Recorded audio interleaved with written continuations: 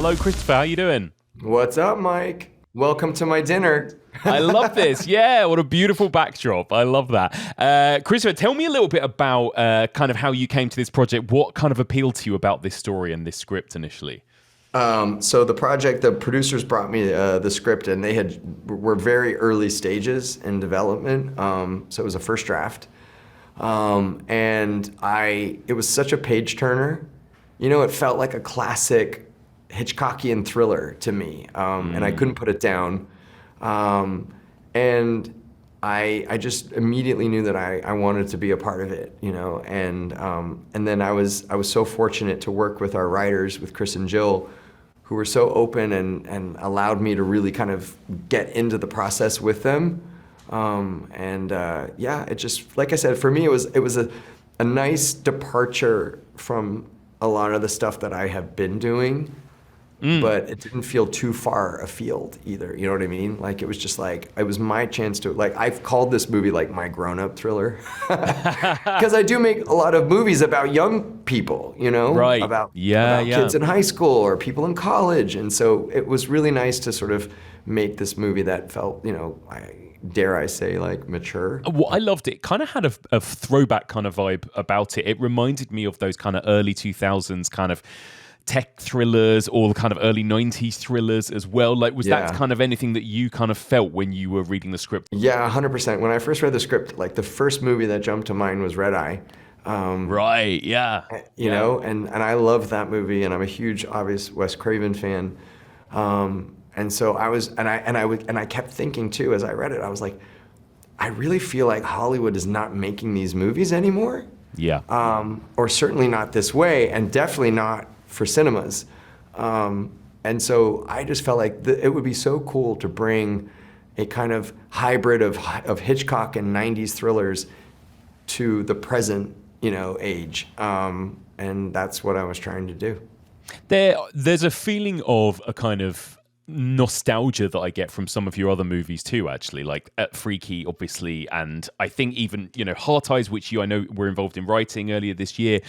What is it about? I feel like we're really kind of, as horror fans particularly, we're really embracing that right now, kind of going back to kind of movies from the 90s, maybe from the 2000s and that kind of thing. Why is that, do you think? Why are we kind of really into this kind of nostalgia currently? I mean, it's funny. I don't know if I would call it nostalgia, to be honest. I mean, I think it's more about reinvention, you know, because, like, I think we're at a point now in sort of like cinematic history where everything is cyclical. Yeah. And it starts to become about, okay, how do we emulate, or how do we create things that we grew up on, that we loved? And so it's not necessarily like, oh, I want to take you down memory lane. It's like, I want to take all these pieces of my own personal sort of film history, or my experience of being an audience member, and how do I bring a lot of those parts of that experience into the future, you know, or into the present at least. And so that's why I think we see a lot of this stuff. You know, I mean, I think there's different versions of it too, you know what I mean? Like, I think where the nostalgia really plays out is in franchises. Yeah. You know, where, like, you see it a lot in, obviously, and a bunch of other franchises where they are clearly banking on the nostalgia. But like I said, for me, it's just, you know, how do I keep making these love letters to the movies I grew up watching? What were the movies you grew up watching? Were you like a 90s horror kid?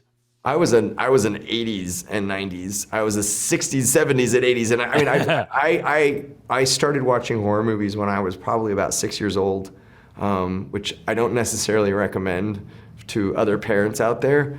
But I had a steady diet of it. You know, I was watching 4 or 5, you know, 6 horror movies every single weekend. And so I saw everything, you know, I saw literally everything, from the really sort of classy stuff like Rosemary's Baby, all the way down to, like, you know, Chopping Mall and I Dismember Mama, and all the kind of, like, you know, other types of horror films.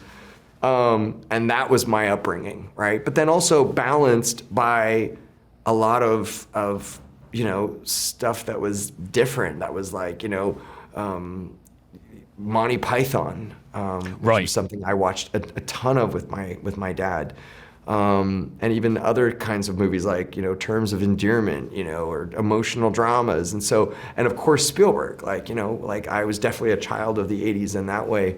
And all those movies and all those filmmakers have had such a huge impact on my career. Yeah, I think that's really interesting because I think you're so good at kind of balancing tones, I suppose, whether it is kind of comedy with horror. And, there's some nice comedy, I think, particularly in the first act of this movie as well, right? And I think that's a tricky thing to get right. Not all horror movies can get that kind of balance of scares and laughs in that way. Like, what is the kind of secret to that, would you say, and kind of pulling off the right tone that you need for a movie? Yeah, I think the secret is always investing the audience in your main character. Like if that character, however ridiculous, or fantastical the scenario or the situation may be. And again, I look at, some of the work like, Happy Death Day, where you're dealing with a time loop, or Freaky, where it's a body swap movie. I still ground the characters in some kind of an emotional truth, something that the audience can relate to. And then you can start throwing crazy shit at them, and they'll go along with it as long as the continuity of it is the character, right? And so I think that's critical. And playing stakes for real, not getting too jokey about any of it, I think is really important. But also, like, I always tell people, like, because people are always like, oh, it's so strange, like when you blend all these different genres. And a lot of times, I face a lot of opposition from studios about it, where they're like, oh God, we don't like mixing all this stuff. But I'm like, but your life mixes these things every single day. Yeah. Like, you could wake up in a comedy and then all of a sudden your life becomes a horror movie when your car gets towed or whatever. Like, we're moving through so many different genres in any given day.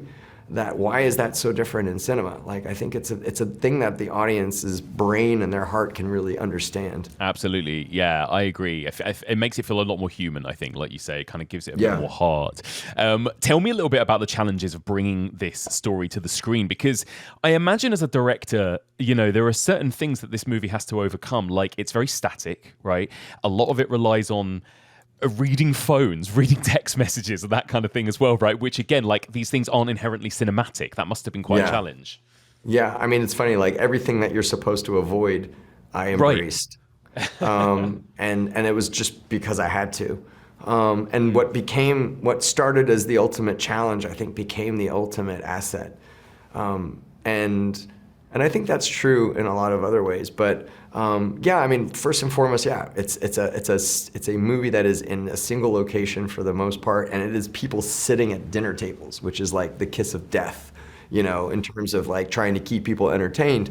And for me, that was the challenge. The challenge was, okay, I have this setting, I have this situation, I'm trapped, my characters are trapped, the audience is trapped. How do we do this now? And so for me, it was about, first and foremost, it was putting the audience inside of Violet's head as much as possible, And so once I did that, it opened up all the doors for me to be way more stylized than I've ever been, because you're feeling such a subjective experience with her. And so that's why we have all of these like crazy angles and lighting cues and things that are happening in the movie that are not grounded in necessarily in reality, but you're feeling what she's feeling because of those things.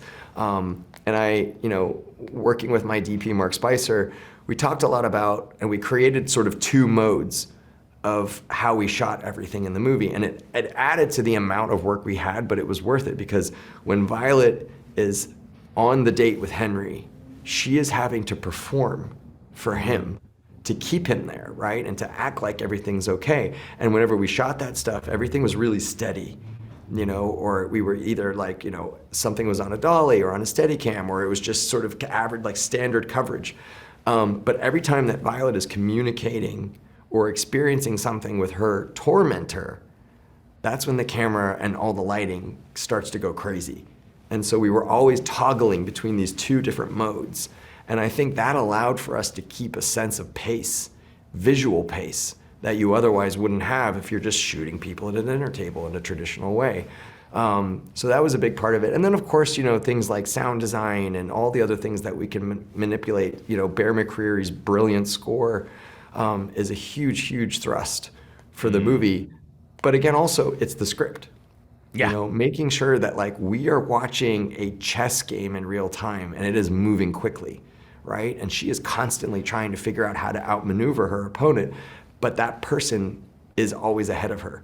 And so you have these constant things that keep happening and happening and happening. And so I think that it really allows for the movie to suddenly, it's like, it actually starts to become the kind of movie that has more propulsion than an action movie, Yeah. because you're so invested in the character and her situation and the stakes.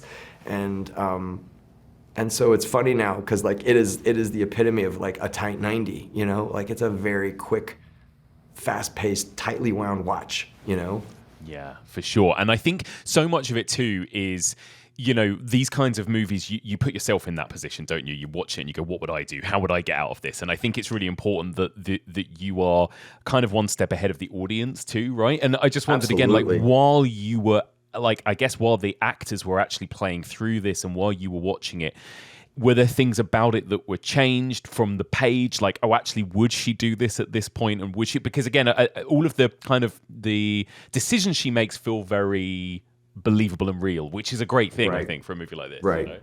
Yeah, I mean, look, I would say like we made a lot of changes along the way before we even got to filming. And so the script itself went through a lot of adjustments and changes, and a lot of that was in the service of surprise and in sort of like subverting expectation or using what we thought the audience would assume against them. And it was a constant like thing, and even into production, I had a few epiphanies along the way where I would suddenly have an idea and frantically, dive in to change something so that we could pull that off. Um, and then, but the funny thing is, otherwise, like in production when we were shooting, everything is so specific and calibrated and meticulous that there wasn't a lot of wiggle room to like do new stuff or like it wasn't the same way. Like a lot of movies that I'll make, I'll really encourage the cast to like go off script and improvise a lot. And this was a really tough movie to do that because everything is so specific. And I really feel like the only person in the movie that had that kind of latitude was our waiter. And he could go a little off script because it's just the character. Like he was the comedic sort of relief of the film, and so he had that. But otherwise, everything was so fine-tuned, and it's like a little puzzle. And I always think as well, like smartphones are inherently quite difficult to include within the story of particularly a horror movie because there are so many ways in which these days you could be like, well, just call for help, just send a message, just do this, just do that. I suppose that's kind of the point of this movie as well, but it does feel as though, it's nice to see a movie actually utilize kind of smartphones because I think a lot of the time movies are trying to figure out a way to remove those from their story. Oh, right? they Like, are. let's go to Everybody somewhere where wants there's to no avoid a signal or phone. whatever. Yeah. Yeah. I mean, I know whole directors that like, they're like, I only want to make period movies because I don't Right. even want to deal with the technology at all. Or yeah, you're right. There's always some like crazy reason why, oh, we have no service. But here, the phone is the point. It is the reason. And again, what was sort of what felt like a challenge and a problem turned into something that I think was narratively interesting and a solution. And also, like, it challenged me to sort of figure out how do I get rid of the phone at a certain point early on in the film so that we're not looking at a screen, because that is boring. And how do we create a conversation, a real conversation between two characters when one of them, you don't know who they are and you never get to see them, right? And so I, knew early on that I wanted to always create specific shots that were framed a certain way so that there was always a certain kind of negative space in the frame where the text would go. And I knew that I wanted that text to have life, that it would have movement and energy, that it could be interactive. So there's moments when characters walk through the text and it distorts. And so it keeps it alive. And also knowing that like those messages have a certain voice and a certain kind of personality behind them. And you get a sense that whoever's sending these is in control and very intelligent, but also like perversely enjoying this, And it makes them more sinister because of it. So I think all of those elements kind of came together, and I think it ends up sort of really helping the movie. I love that. Let me finish by asking you about a couple of other projects. I mean, Happy Death Day 3, right? This has been announced earlier this week. Am I right in saying? I mean, it's been very loosely announced. We have started the conversation finally again, with all parties involved, which was a big relief because it's something that, Jessica Roth and I have wanted for a long time. And I've lived with this idea for years. And so I think that we finally got some traction and some momentum behind them, and we got everybody to pay attention again. And so we're just now starting to like push that idea back up the hill. So it's super early, but we felt like we were in a setting where it felt right to at least announce to the fans of the franchise that we had finally gotten everybody to pay attention again. So that was great. That's very cool. So you've got a story for that already in mind, I take it. Oh yeah. I've got the whole movie in my head.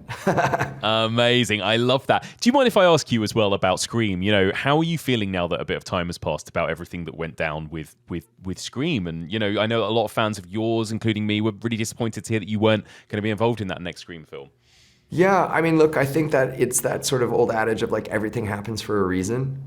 And, I'm constantly reminded in life in all aspects that like something that feels certain isn't, and that something that you may want more than anything isn't right for you.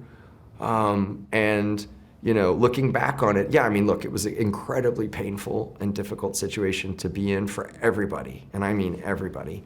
But, I think that it sort of helped push me into this movie, and this movie really met the moment for me, given what I was experiencing on that film. And, I've said to people, like, I didn't get to make the Wes Craven movie that I thought I was going to make, but I made the one I was supposed to make. And I think that's true for Scream 7 as well. Like, I look back on it now and I was like, of course Kevin had to direct that movie. You know what I mean? Like, it's the perfect, it's not that I say that they're ending the franchise, but it's the perfect bookend to it all. And let's be real, like, Kevin was the only human being who could get all those cast members back. Like none of those people were gonna make the movie unless Kevin was directing it. Yeah. And so again, like I have every conceivable faith that he's made a great film. I'll be the first person in line to see it. I don't have any ill will or bad blood toward anybody involved. Because that's just sort of how I am as a person. Like I choose joy, and I choose the fun and the privilege of making movies over all of the negative stuff. And I think that, the only hard part for me was just sort of having to deal with the toxic side of fandom, if I'm being real, and it's dark and it's really fucked up. And when people like threaten to murder your kids, it's super fucked up over a fucking movie, right? But you find your way out of the dark, and I did with this film, and I'm so grateful that I got to make this film, and like I said, I can't wait to see Scream 7. I love that. And finally, what is next for you then? Is there anything else coming up that you can tell us about? I can't really talk about any of it yet. I have a couple things that I'm sort of like, as they say, like kicking the tires on, and some of it's stuff that I've written. I have a really cool project that I worked on with Michael Kennedy, who I did Freaky and Hard Eyes with. And that's something that we're really excited about and seeing where that's going. But there's some other stuff too that's out there. And so I'm kind of just biding my time a little bit and letting the right one sort of rise to the surface first, but they're all really cool projects. Incredible. Christopher Landon, it's been such a pleasure. Thank you for your time. No, thank you.